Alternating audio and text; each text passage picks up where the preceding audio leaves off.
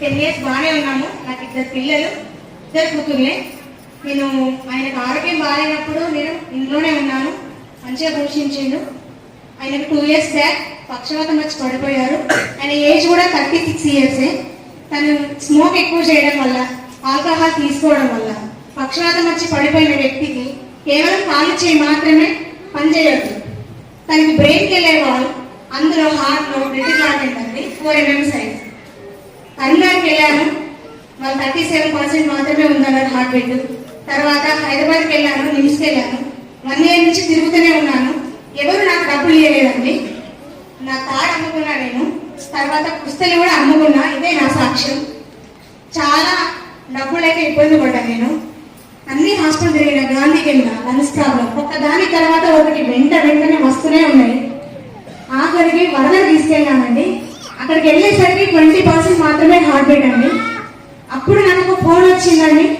అప్పటికి నేను ఆయన అనుకున్నారు, మా ఆయన కేవలం 20%, అందులోనే పచ్చలైనాయి. ఆయనకి కిడ్నీలు కూడా పాడైపోయాయి, బ్లడ్ వాటర్ డివైడ్ అయిపోయాయి, కాలు వాపులు రావడం.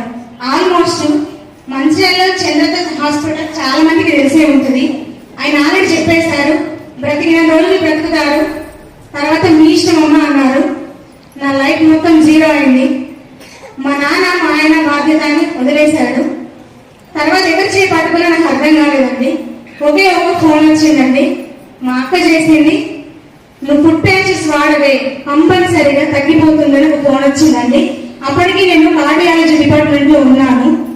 ఇన్ని డబ్బులు ఖర్చు పెట్టినా కదా, కేవలం ఫుడ్ ప్యాచెస్ కి 1250 ఖర్చు పెట్టలేనా అని చెప్పేసి నేను ఇంటికి వచ్చేసరికి మా స్వప్న అప్లైనర్ అండి, నేను కిరణ్ సార్ అప్లైనర్స్ ని ఐడి తీసుకోమని చెప్పాను. కంటిన్యూగా 1 month ఫుడ్ ప్యాచెస్ వాడాను. తర్వాత పచ్చలేనే కదా, అది తగ్గిపోవాలి. ఆల్ ప్రాబ్లమ్స్ మా ఆయనకే వచ్చినాయి. 20% హార్ట్ రేట్, అస్సలు ఆయన బ్రతకను అన్నారు. నేను ఎక్కడ హోప్స్ కోల్పోలేదు. తర్వాత వీటన్నిటికీ మూల్యం ఒక ఆయిల్ చేంజ్ చేయండి అని కిరణ్ సార్ కానీ స్వప్న మేడం గారు అన్నారు. సరే అని చెప్పేసి నేను కేవలం వెస్టేజ్ రైస్ బ్రాన్ ఆయిల్ వాడాను. దాని తర్వాత ఫుడ్ ప్యాచెస్ వాడాను. దాని తర్వాత ఫ్లాక్స్ ఆయిల్ వాడాను. నాకు తెలియకుండానే నేను ఒక 10 items తీసుకున్నాను. ఇందులో ఆయన 1 year 6 months వరకు ఆయన కింద అడుగు పెట్టకుండా కడుపులో బిడ్డను ఎట్లా చూసుకోవాలో అట్లా చూసుకోండి మాత్రమే అన్నారు. ఓకే, ఆయన బ్రతికితే చాలా అనుకున్నా నేను. అటువంటిది మన సప్లిమెంట్స్ వాడిన తర్వాత కేవలం 6 months లోనే ఒక రిజల్ట్ అండి. మా ఆయన